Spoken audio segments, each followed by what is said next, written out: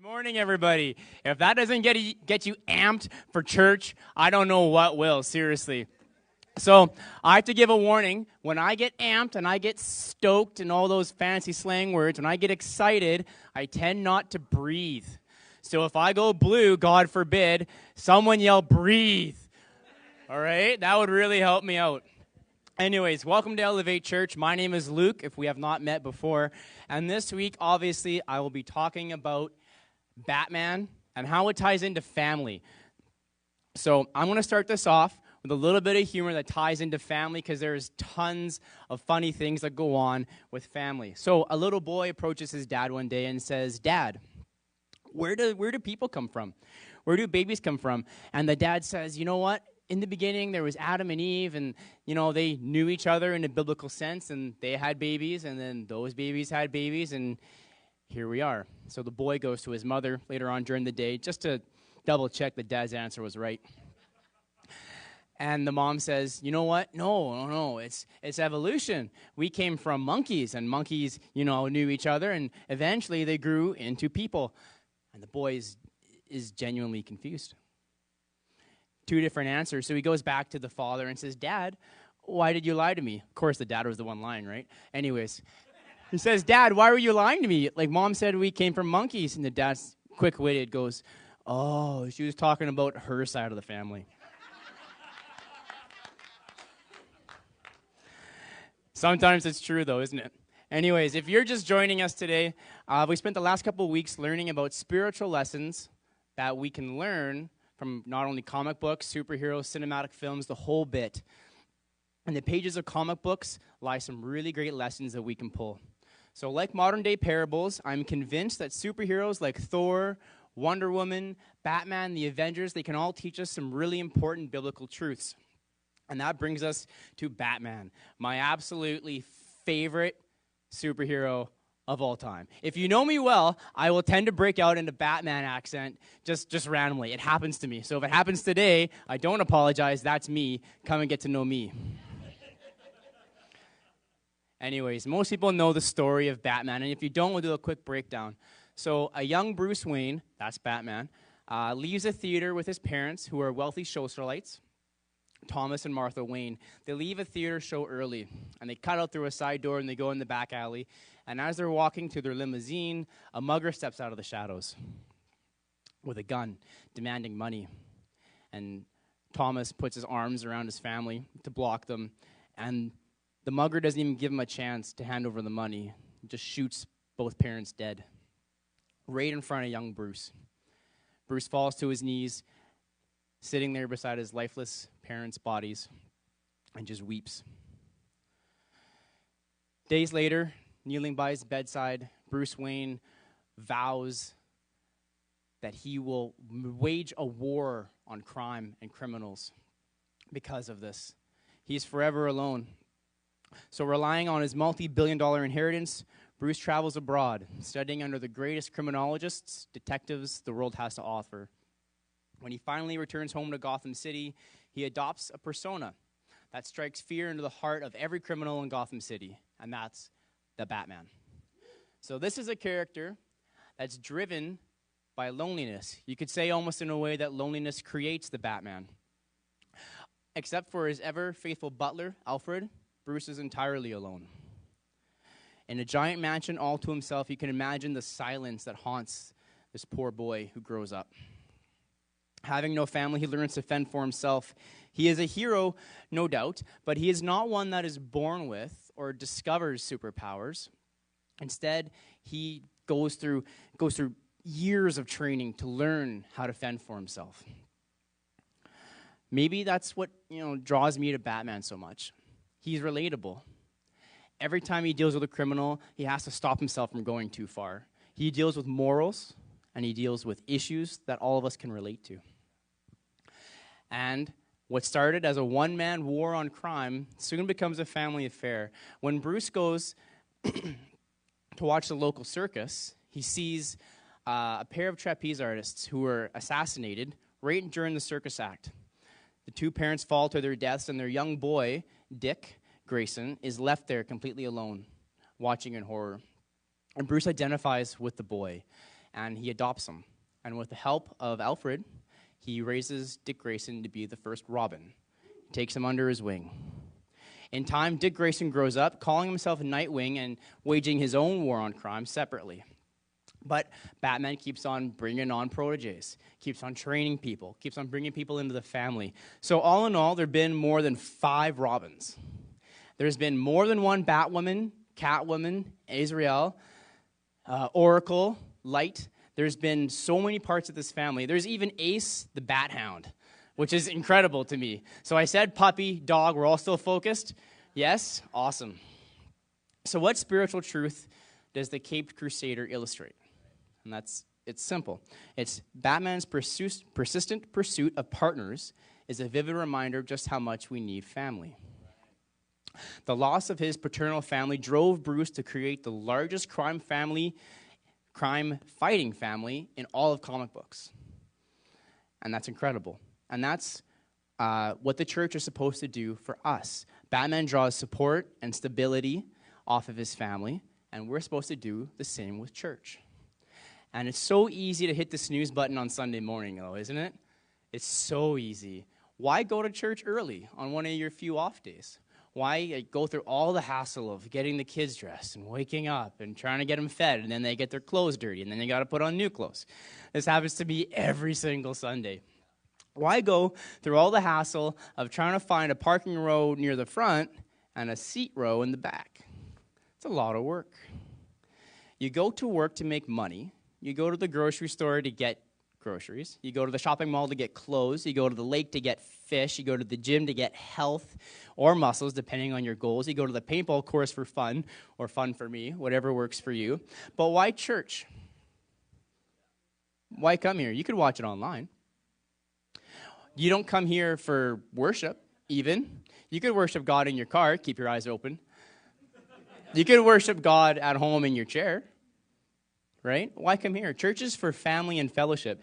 It's not to come here for the building. It's not to come here for the worship. You can do all that somewhere else. You're here for the family. You're here for the fellowship.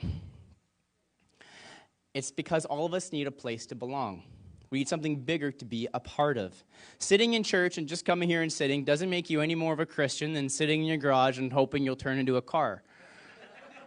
It doesn't work. It's not the magical theater seats.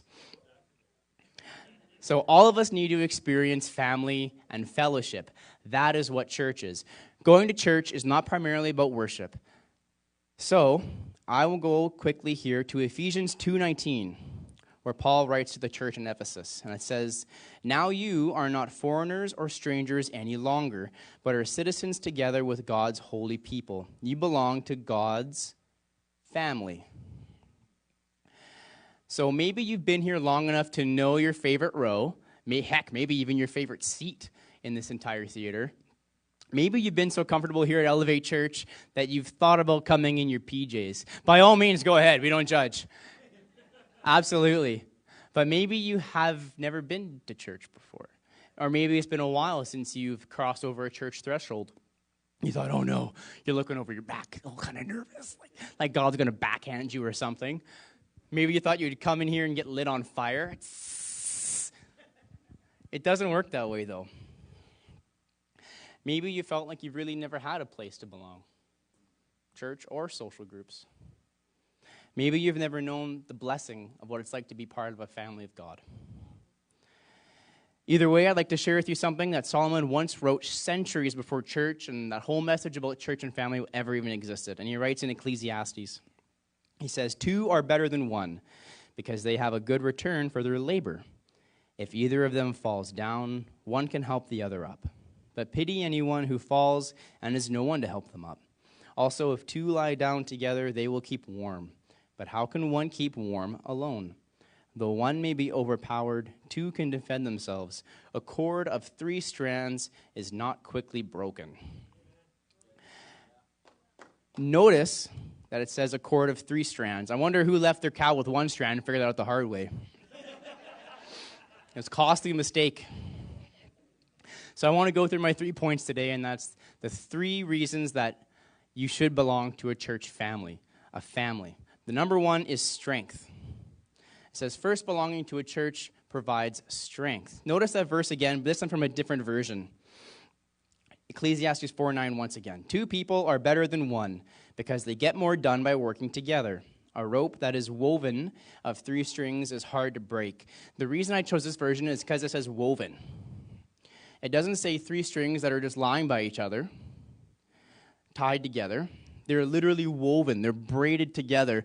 And that's important. You can come here and stand beside people, but are you woven into their lives? Are you invested into the people in this church? You can support each other, but not touch each other. It's not the same, though. It's not the same kind of strength that comes from braiding together our lives. So Solomon had discovered a principle that holds true for every century of time, and that's there's more strength in numbers. Batman, it seems, has always known this principle. He brought on so many people, he had to have, training young proteges like Robin and Batgirl and the next Robin and the next Robin and the next Robin. He takes his war on crime to a next level in a comic series called Batman Incorporated, where he actually travels the globe, franchising his name, McDonald's, if you will. There's different Batman training stations all over the planet, and he trains people himself. And there's a global team of superheroes that answer just to Batman. And he understands that there's strength in numbers. So a worldwide team of Cape Crusaders trained by Batman become Batman Incorporated. It's a really neat line of comics if you've never read it.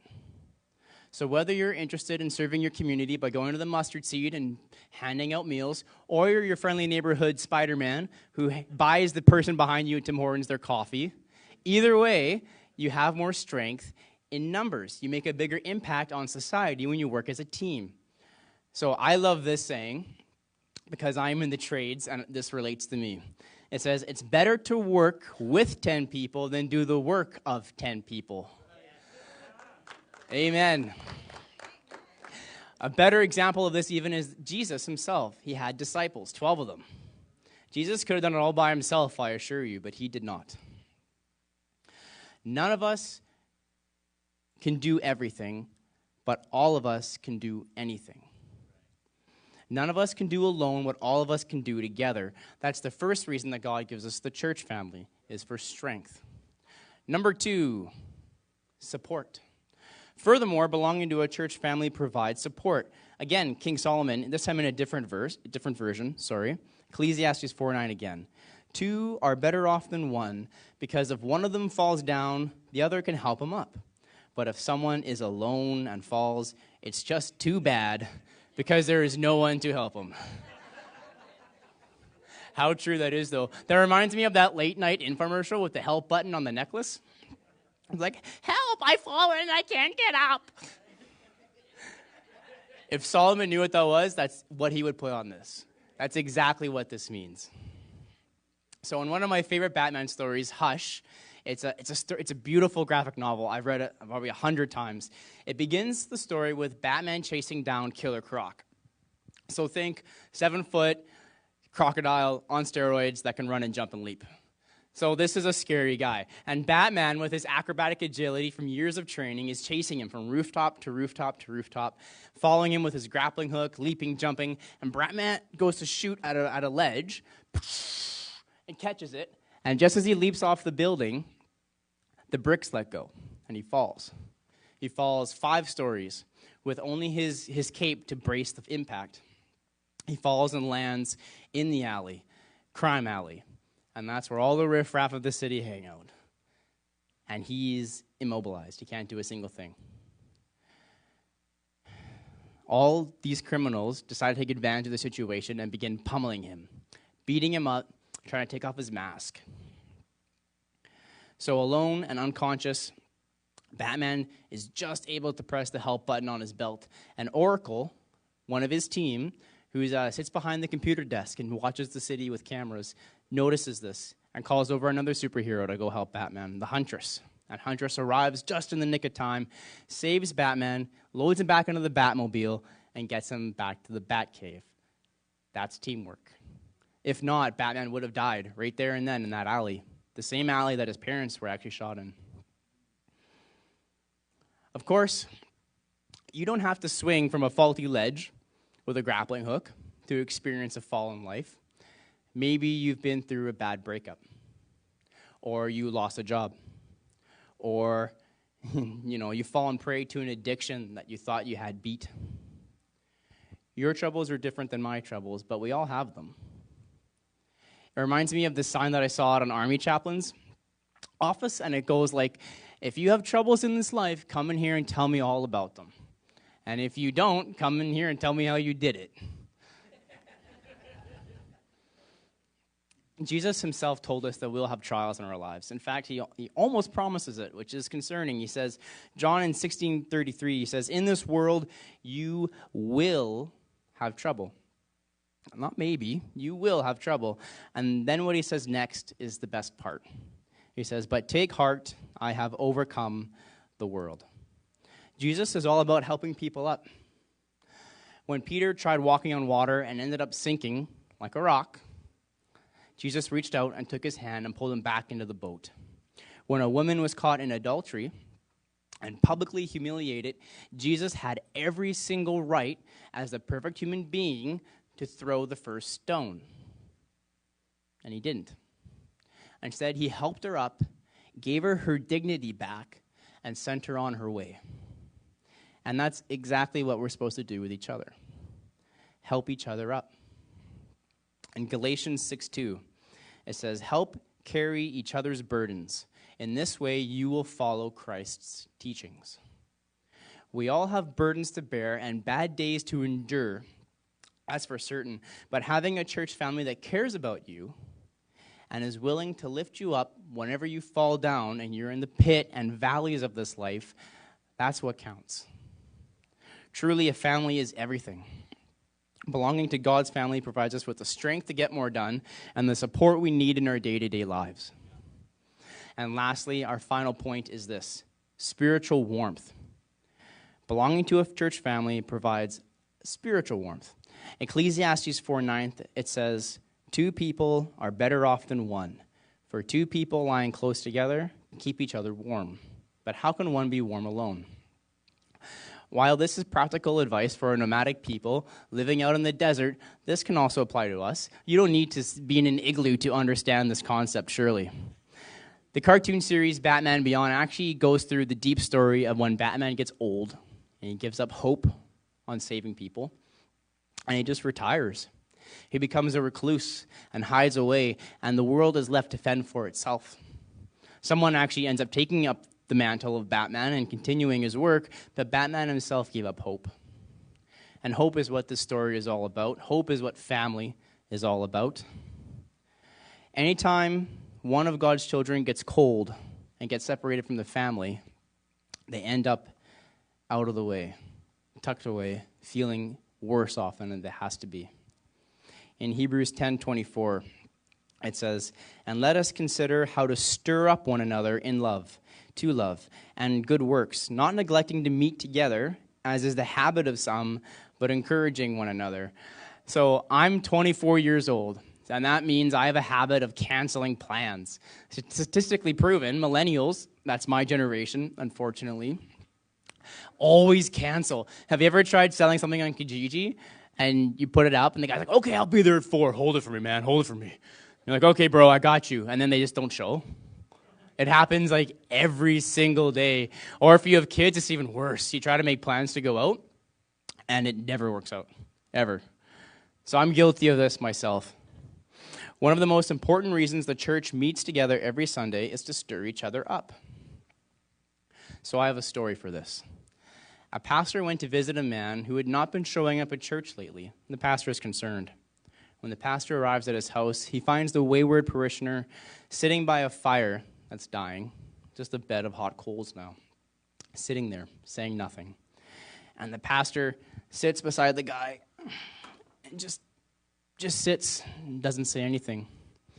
The guy's expecting the pastor to guilt him for not being at church or, rebuke him for not coming and helping out with the lights or the sound. Hint, hint. But the pastor just draws up a chair instead and says nothing. After a few minutes, the pastor grabs one of the tongs for the fire and reaches in and pulls out a coal all by itself and just puts it on the hearth away from the fire. And the two watch as that little ember gets grayer and grayer and grayer. And after a few minutes, the man looks up at his pastor, and without saying a word, he nods his head and says, "I'll be there next Sunday." He understood.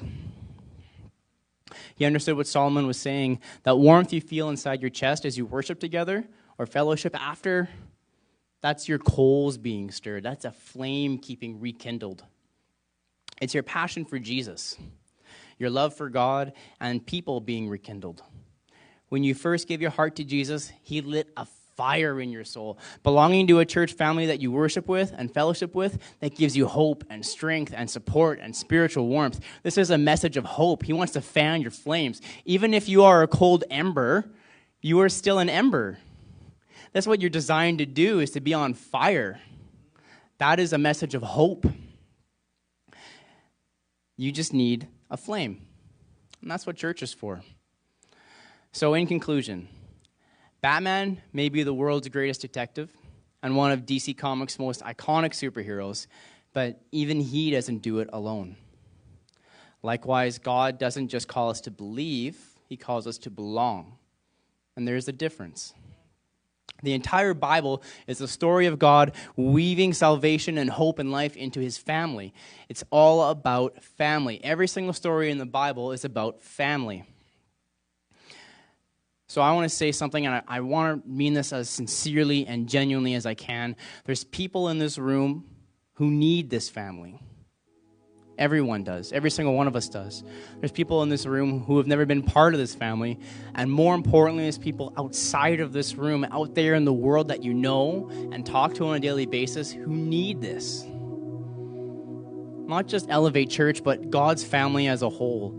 And that's super, super important. And that's the reason that's the point I want to drive home today with all of this, is that we don't come here for worship. We don't come here to sit in our seats. We come here to fellowship and tie together and braid together and be woven in God's love.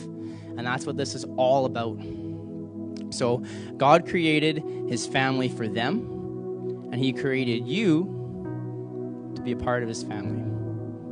Thank you very much. Thank you, Lord. Amen. That's incredible. That's just, wow. Wow. I don't know about you, but have you ever thought about it that way? Family. We all need family.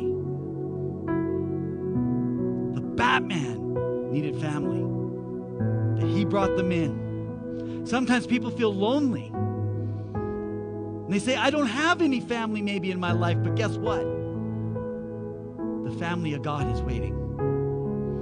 And that's what the church is, and that's what the church is to be, and that's what we need to change in our life if we don't already have it functioning, and that is to be interwoven. As Luke talked about that interwoven piece, it got me thinking that, how often do we actually say, I'm going to church? The church is the body of Christ. Actually, you should be at church all week long, and on Sunday, you come together to celebrate. Because that is the family. That is the interwoven piece where we continue what we've already started all week long. Are we ready to do that? Let's stand. I've asked the band to get ready to come up. I want to have them play that song again, We Won't Stop Now. Because I believe that we've all started that part of our journey.